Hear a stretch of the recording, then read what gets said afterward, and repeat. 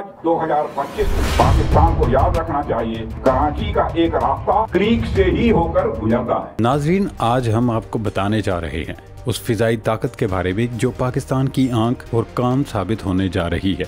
जी हाँ, बात हो रही है चीन के तैयार करदा जदीद तरीन airborne early warning and control system की, जो पाकिस्तान के फ़िज़ाई बेड़े में शामिल हो चुका है। ये सिर्फ एक आम तैयारा नहीं, बल्कि दुश्मन की हर नकलो हरकत पर उकाब की तरह नज़र रखने वाला एक फ़िज़ाई रेडार है। मैदान जंग में ये तैयारा पाकिस्तानी फ़िज़ाइया के जंगी जहाज़ों को बरवक्त इत्तलात देकर उन्हें दुश्मन के तैयारों पर कारी वार करने का मौका फराहम करेगा। दूसरे लफ्ज़ों में, ये पाकिस्तान का गेट कीपर है जो फ़िज़ाओं में मौजूद रहकर दुश्मन के हर मंसूबे को क़बल अज़ वक्त भांपने और नाकाम बनाने की सलाहियत रखता है। अब पाकिस्तान के JF-17 थंडर तैयारों की छुट्टी होने जा रही है। इन तैयारों को पाकिस्तान के पास मौजूद JF-17 और J-10C तैयारों का बाप कहा जा सकता है। चीन से मिलने वाले इन तैयारों के बाद हिंदुस्तान में कोहराम मच चुका है। चीन ने पाकिस्तान को अब कौन सा नया तैयारा फराहम किया है, इसकी क्या खसूसियात हैं, इस सब पर इस वीडियो में तफसीली डिस्कशन करेंगे।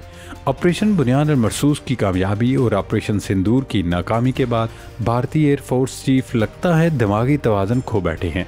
अब उन्होंने खिसियानी बिल्ली खंबा नोचने के मिस्ताक एक इंतहाई मज़े का खेज दावा कर दिया है। ऐसा दावा किया जिसने न सिर्फ Indian air chief AP Singh का पूरी दुनिया बल्कि ख़ुद भारत में भी मजाक बनवा दिया है।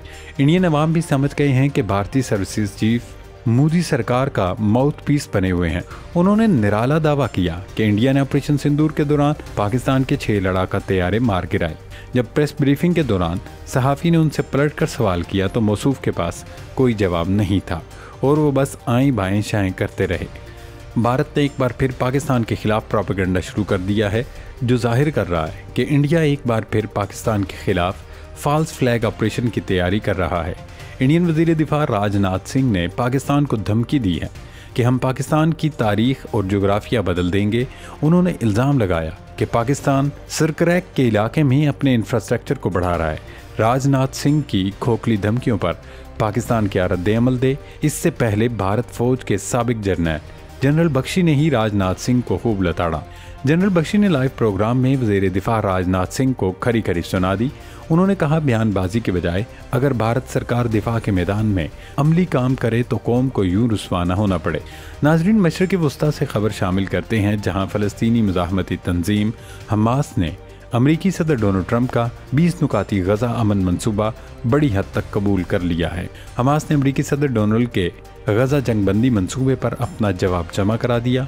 अल जज़ीरा ने सोशल मीडिया पर जारी पैगाम में बाखबर ज़राए के हवाले से बताया, हमास ने सदर ट्रंप के मंसूबे पर सालिसों को अपना जवाब जमा करा दिया है।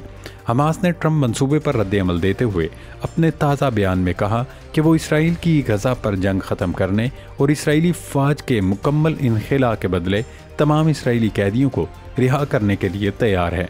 साथ ही सालिसों के ज़रिए मुज़ाकरात में शामिल होने को तैयार है।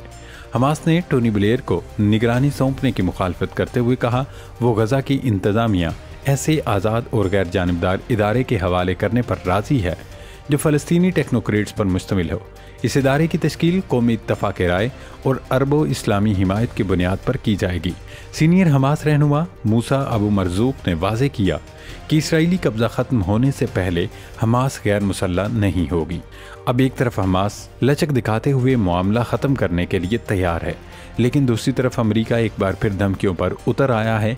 अमेरिकी सदर डोनाल्ड ट्रंप ने हमास को धमकी देते हुए गज़ा मुआहदा कबूल करने के लिए इतवार तक का अल्टीमेटम दे दिया है। हालांकि जब हमास मुज़ाकरात करने पर राज़ी है तो ट्रंप को चाहिए था कि उनके तहफ़्फ़ुज़ात को मद्देनज़र रखते हुए मामलात पॉइंट ऑफ नो रिटर्न तक न जाने देते, लेकिन वो इस तरह से तड़ियाँ और धमकियाँ देकर सूरत हाल मज़ीद ख़राब करने का बाइस बन रहे हैं।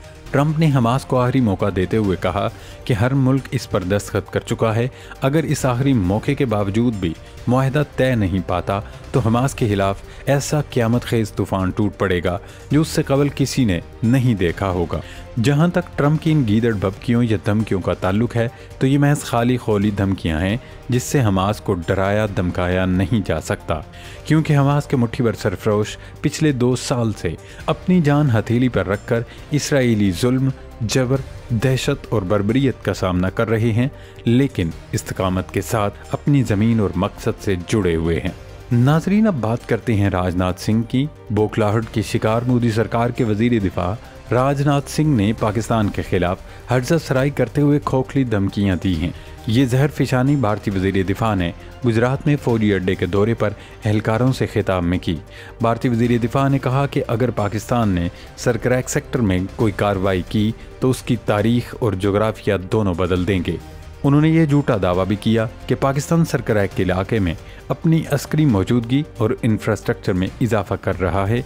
भारतीय वज़ीर दिफा ने रिवायती डिठाई का मुजाहरा करते हुए एक बार फिर पाकिस्तान पर इल्ज़ाम आयद किया, लेकिन कोई सबूत पेश नहीं किया। भारतीय वज़ीर दिफा ने हक़ाइक़ को मसख़ करते हुए बेबुनियाद दावा भी किया कि 1965 में भारतीय फ़ौज लाहौर तक पहुंच गई थी और पाकिस्तान ये याद रखे कि सरक्रैक से कराची तक भी एक सड़क जाती है। सरक्रैक दरअसल सिंध और भारतीय रियासत गुजरात के दरमियान वाक़े दलदली इलाका है, जिस पर दोनों ममालिक अपनी अपनी मलकियत का दावा करते हैं। दोस्तों, Indian air force chief AP Singh ने पूरी दुनिया में सिखों का मजाक बना दिया है, जिसमें AP सिंह ने मज़ीद इजाफा कर दिया।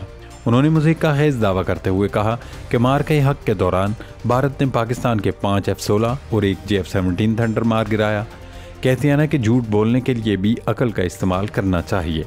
अब इंडियन एयर चीफ ने F-16 तैयारा मार गिराने का जो दावा किया है वो इतना भूंडा है, क्योंकि F-16 तैयारे देते हुए अमेरिका ने शर्त आयद की थी कि पाकिस्तान इन लड़ाका तैयारों को हिंदुस्तान के खिलाफ इस्तेमाल नहीं करेगा। इसीलिए पाकिस्तान ने JF-17 थंडर बनाया, चीन से J-10C खरीदे। इसीलिए AP सिंह का मजाक बना हुआ है कि जो तैयारे उड़े ही नहीं, इंडिया ने वो कैसे गिरा दिए। नाजरीन, अब बात करते हैं पाकिस्तान को चीन से मिलने वाले लड़ाका तैयारे KJ-500 की। ये कोई आम जहाज़ नहीं, बल्कि उड़ता हुआ कमांड एंड कंट्रोल सिस्टम है। इस जहाज़ की रेंज 500 किलोमीटर से भी ज़्यादा है।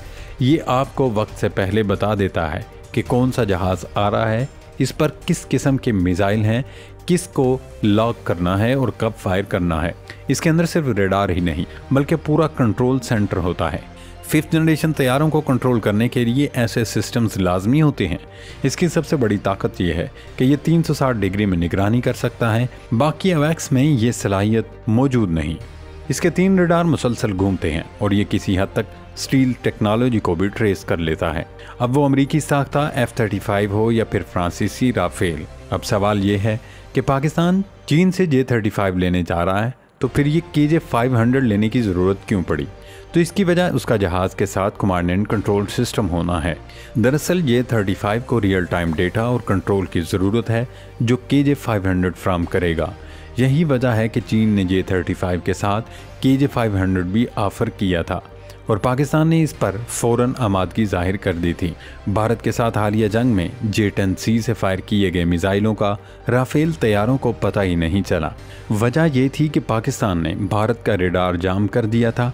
अब ये नया KJ-500 पाकिस्तान के पास मौजूद सिस्टम से कई गुना बेहतर है। ये एक साथ 100 अहदाफ ट्रैक कर सकता है, उन्हें रियल टाइम में दिखा सकता है और जहाज़ों को हदफ बनाने में रहनुमाई देता है। अब भारत को खबरदार और होशियार रहना चाहिए, क्योंकि अब की बार स्कोर 0-6 नहीं बल्कि 100-0 भी हो सकता है।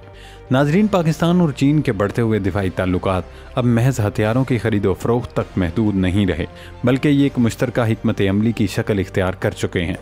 KJ-500 की शमूलियत महज एक तैयारे का इजाफा नहीं, बल्कि ये पाकिस्तान के फ़िज़ाई दिफा में एक नया अहद है, जहां दुश्मन की हर हरकत पर शाहीन की निगाह और उकाब जैसी ज़रब तैयार है।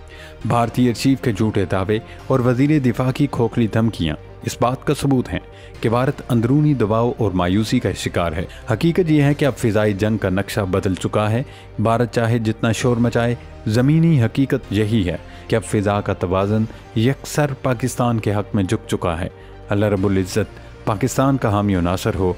पाकिस्तान जिंदाबाद।